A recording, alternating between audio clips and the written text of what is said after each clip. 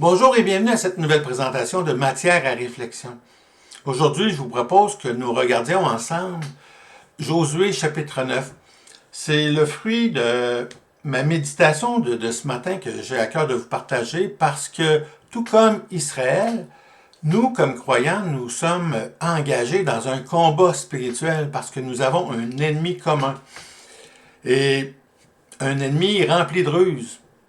Alors, on trouve Israël qui vient de prendre possession de la terre promise et sont en train de s'approprier le territoire en délogeant les peuples qui étaient déjà là, particulièrement les villes de Jéricho et la ville de Haï.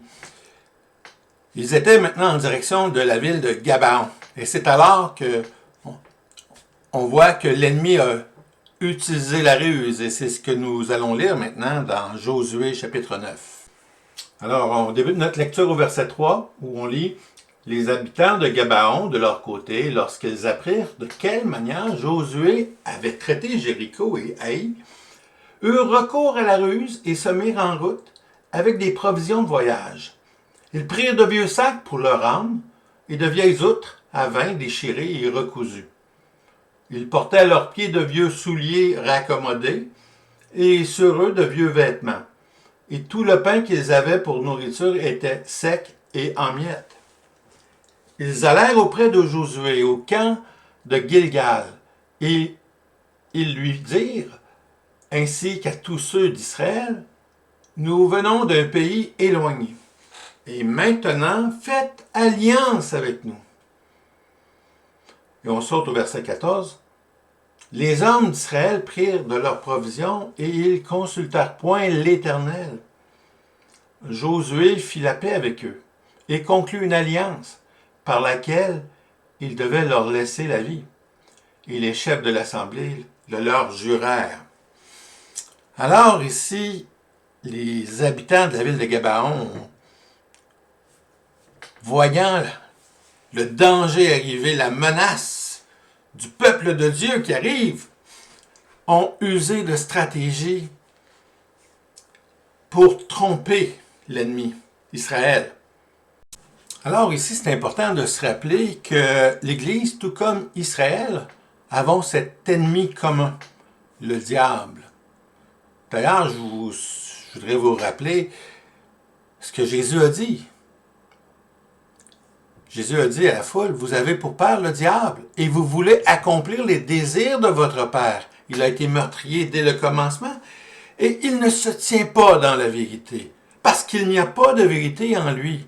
Lorsqu'il profère le mensonge, il parle de son propre fond, car il est menteur et le père du mensonge. Alors, on comprend ici que le diable contrôle l'humanité.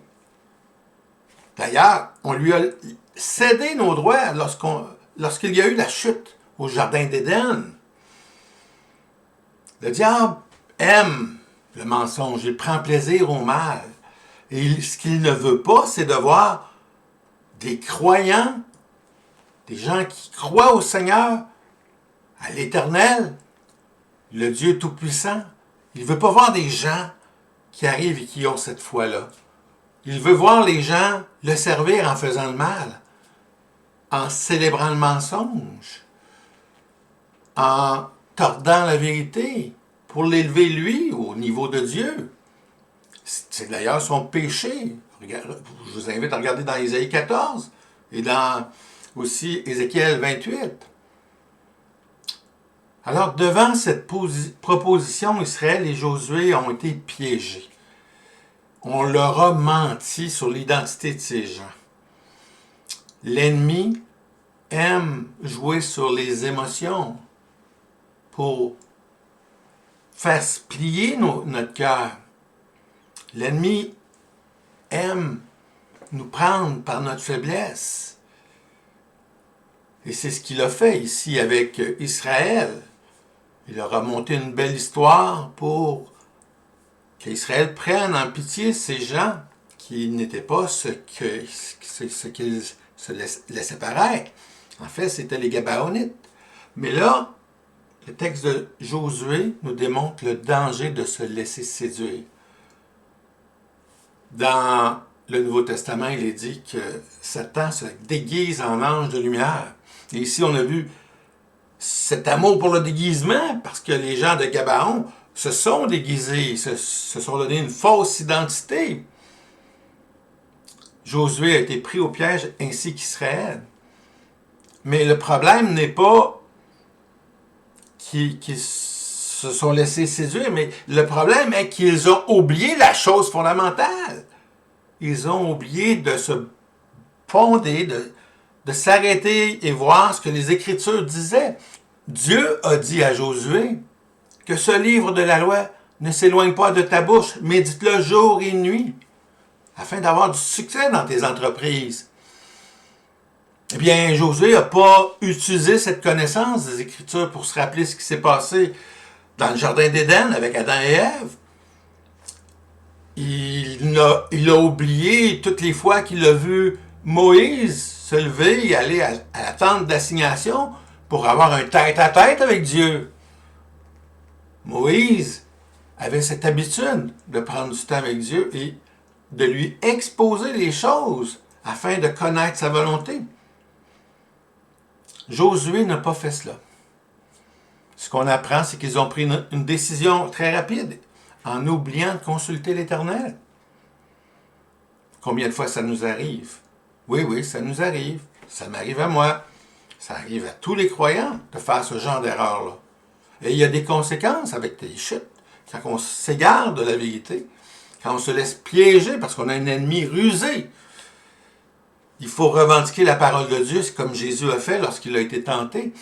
Mais Josué n'a pas fait ça, n'a pas cherché à connaître la volonté de Dieu, n'a pas pris le temps de prier, et il a conclu une alliance avec l'ennemi, croyant que c'était des gens qui venaient d'un pays éloigné. Ils se sont fait piéger. Et on a à apprendre, nous, comme chrétiens, comme disciples de Jésus, à veiller, faire attention. Dans sa première épître, Pierre nous dit au chapitre 5, verset 8, « Soyez sobres, veillez. Votre adversaire, le diable, rôde comme un lion rugissant, cherchant qui il dévorera. » C'est un avertissement à prendre au sérieux. Nous sommes dans un combat spirituel. Et si on ne veille pas, on va se faire prendre par surprise. Ce n'est pas pour rien que Paul, dans Éphésiens au chapitre 6, nous mentionne qu'il faut que l'on se prépare, qu'on ait tous les armes nécessaires pour le combat spirituel. Il est dit, dans Éphésiens 6, au verset 12, « Nous n'avons pas à lutter contre la chair et le sang, mais contre les dominations, contre les autorités, contre les princes de ce monde de ténèbres, contre les esprits méchants dans les lieux célestes. » Nous avons tout un combat à relever, parce que l'ennemi va s'acharner sur le disciple de Christ qui fait la volonté de Dieu. Ne nous trompons pas. La paix, l'absence de persécution est probablement la pire persécution qu'on peut avoir comme chrétien parce que ça nous amène à nous endormir et dormir en pleine confiance alors qu'on se fait passer toutes sortes de fausses croyances. Veillons et attachons-nous premièrement à la parole de Dieu. Mais continuons avec Paul dans sa description des armes que le chrétien a pour se défendre. Paul débute au verset 13 la description des armes. Il dit « Prenez toutes les armes de Dieu afin de pouvoir résister dans le mauvais jour et tenir ferme après avoir tout surmonté. » On a, par les armes de Dieu, tout le nécessaire, on a l'arsenal complet pour résister au diable.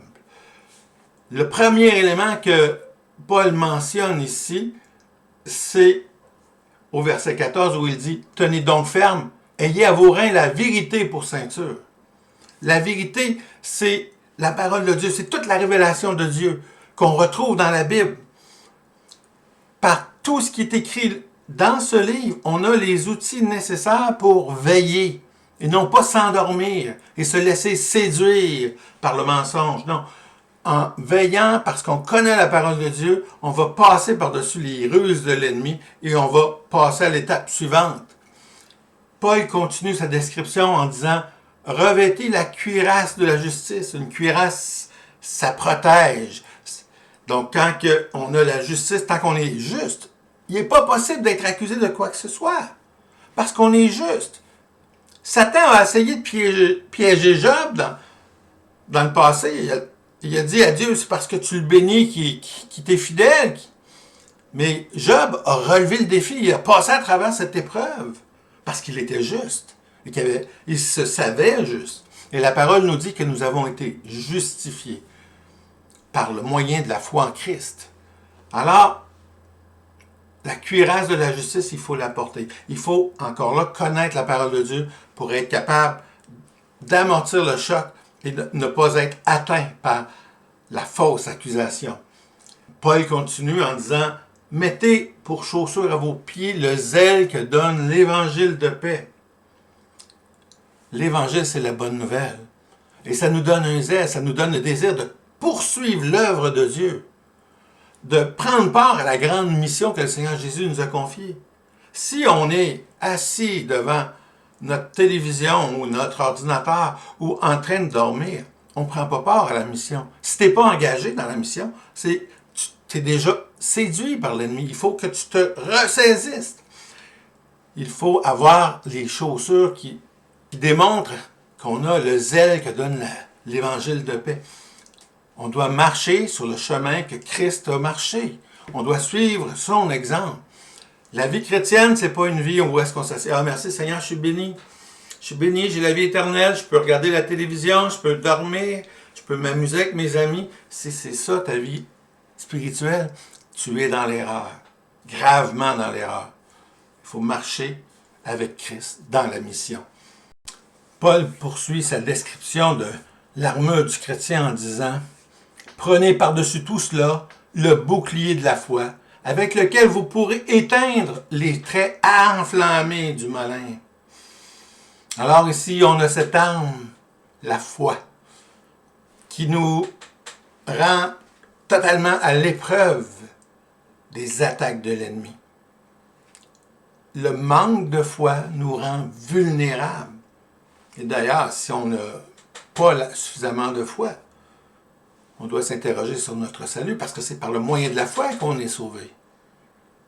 Paul dit que l'ennemi nous attaque, et avec le bouclier de la foi, on se protège. Il aura beau faire toutes les attaques, tant qu'on va revendiquer la vérité, tant qu'on va revendiquer l'œuvre de Christ à la croix, tant qu'on va pouvoir affirmer qu'on a la foi et qu'on marche avec le Seigneur, parce que la véritable foi nous pousse à l'action.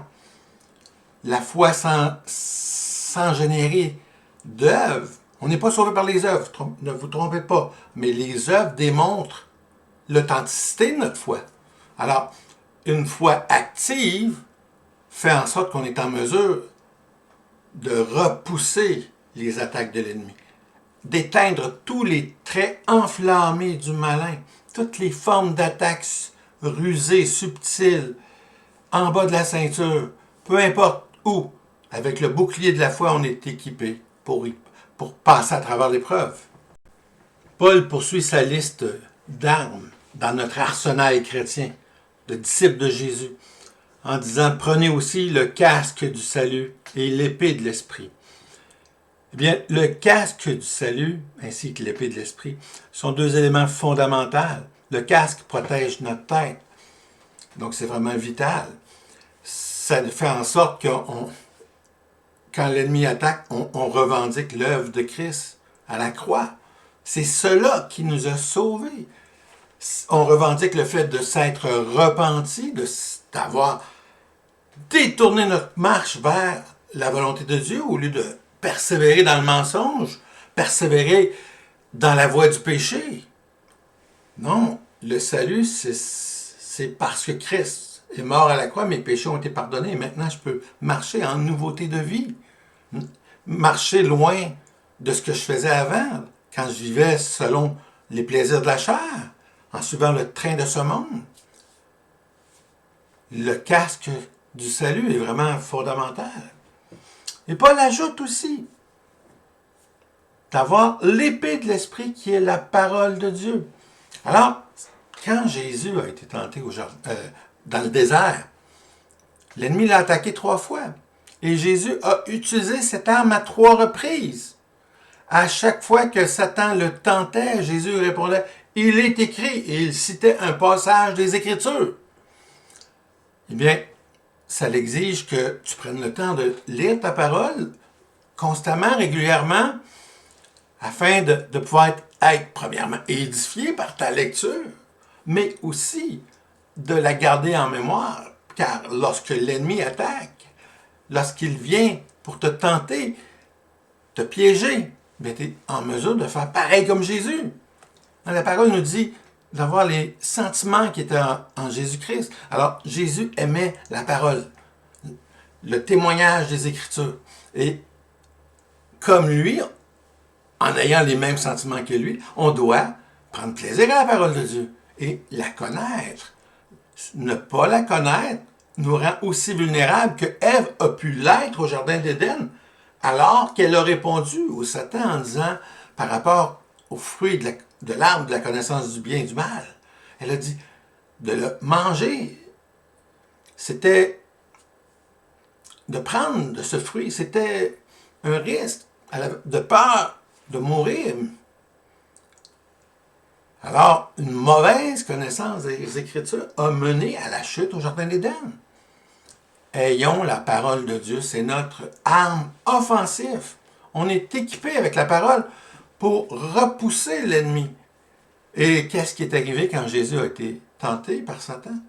Satan a fini par quitter, parce que Jésus avait toujours la bonne réponse. Finalement, Paul rajoute un dernier ingrédient à l'arsenal du croyant, mais il ne l'identifie pas à une pièce d'armure. Il ajoute « Faites en tout temps par l'Esprit toutes sortes de prières et de supplications.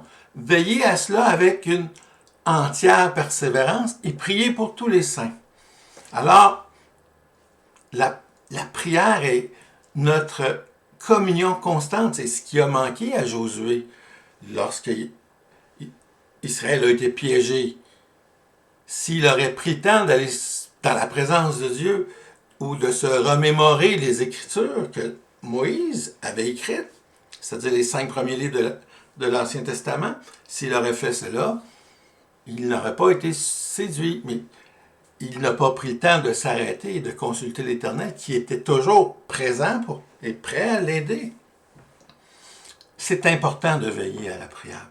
C'est important d'avoir une discipline et de prendre le temps de prier. Paul dit, priez sans cesse. On doit avoir une vie en constante communion avec Dieu.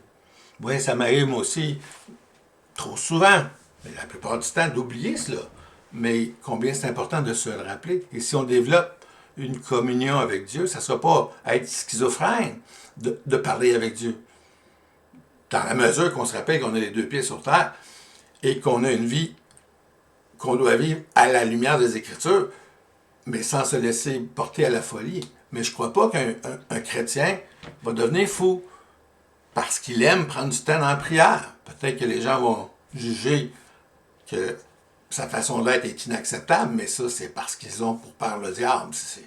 Mais c'est important d'avoir cette relation étroite, ce libre accès au trône de la grâce. On est appelé à avoir cette même relation que Jésus avait.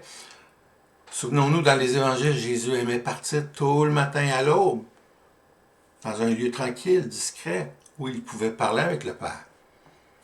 Et c'est à cela qu'on est invité aussi, de suivre le modèle de Christ, dans notre vie de prière aussi. C'est important, parce qu'on a toujours un combat où est-ce qu'on ne sait jamais quand l'ennemi va nous attaquer. Et souvent, il le fait par en arrière, quand on s'en y attend le moins, quand on ne peut pas le voir arriver.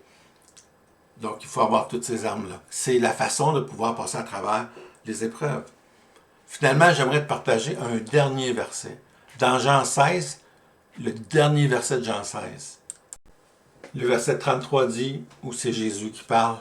On se rappelle le contexte, c'est la veille de sa mort. Il vient de prendre le repas du Seigneur, a pris la coupe, le pain. Judas a déjà trahi Jésus. Jésus a déjà lavé les pieds de ses disciples. Et puis là, avant de clore cette soirée par la prière sacerdotale, Jésus laisse ses dernières volontés en disant « Je vous ai dit ces choses afin que vous ayez la paix en moi. Vous aurez des tribulations dans le monde, mais prenez courage, j'ai vaincu le monde. » Oui, Jésus a tout accompli. Et dans la mesure qu'on a la foi en Christ, qu'on marche avec lui, parce que notre foi nous pousse à l'action, non pas pour être sauvé, mais pour partager cette bonne nouvelle qu'on a reçue, eh bien, Jésus nous dit ici que il a des projets pour nous de paix. Et en lui, malgré peu importe ce qui va arriver dans ta vie, Jésus dit, aie constamment la paix avec moi. Même s'il y a des épreuves, même si le monde en revient fou, même s'il se passe les pires catastrophes naturelles, prends courage. Parce que Jésus dit ici, là, j'ai vaincu le monde. Et c'est la chose fondamentale. Parce que notre salut prend sa source dans l'œuvre parfaite de Christ, dans sa victoire à Golgotha. Sa victoire dans le sépulcre, où est-ce qu'il a vaincu la mort. On a un Dieu pour qui il n'y a rien d'impossible. Et c'est cette espérance-là qu'on a, que j'avais à cœur de te partager. Oui, il y a des épreuves qui viennent. Oui, bientôt, le monde va se transformer. Déjà, il a commencé à se transformer et le mensonge est accepté. Ou les choses immorales sont totalement tolérées sans aucune goutte de doute. Pourtant, lorsqu'on parle de la foi, c'est là qu'on commence à voir que le monde est en train de changer. Parce que dès qu'on parle de Dieu, on se fait regarder avec un air de quoi tu parles. Où est-ce que tu vas chercher ça? C'est pas Dieu qui a créé le monde, c'est l'évolution. Le mensonge est présent. Satan a, comme une araignée, tissé sa toile. Et nous, comme croyants, en attendant le retour glorieux de Christ, on a cette ferme assurance qu'il a vaincu le monde et qu'en lui, nous avons tout ce qu'il nous faut pour pouvoir continuer à marcher dans ses voies et le glorifier dans nos actions. Alors, mon ami, ça me fait plaisir d'avoir pris ce temps avec toi. J'espère que ces paroles t'ont encouragé, t'ont fortifié, t'ont donné les outils nécessaires pour éviter les ruses du diable. Parce que Satan a réussi à piéger Josué. C'était pas un deux de pique, Josué, c'était un homme de Dieu. Et pourtant, il s'est laissé influencer par les circonstances, par la mise en scène totalement fausse que l'ennemi a dressée devant lui. Et il en a eu à subir les conséquences. Parce que lui ne pouvait pas, comme l'ennemi a fait, revenir sur sa parole. Satan a laissé croire que ces gens-là venaient d'ailleurs. Il a menti. Tout repose sur un mensonge. Mais parce que Josué et Israël ont conclu une alliance, dans le Seigneur, l'alliance est toujours respectée. C'est pas comme certains hommes politiques d'aujourd'hui qui reviennent sur leur position et imposent des taxes, malgré qu'il y avait une entente de libre-échange. Mais ça, c'est ce qui appartient au monde. Mais nous, en Christ, on doit marcher dans la vérité, dans la justice, avec tous les armes nécessaires. Et sur cela, je te dis merci d'avoir été là, d'avoir pris le temps de venir jusqu'à la conclusion de cette réflexion. Attention, l'ennemi nous surveille dès qu'on va montrer un point de faiblesse, une apparence de faiblesse. Faites sûr qu'il va chercher à en profiter. Donc, soyez fermes, inébranlables, travaillant de mieux en mieux à l'œuvre du Seigneur jusqu'à son retour. Que le Seigneur vous bénisse. À la prochaine.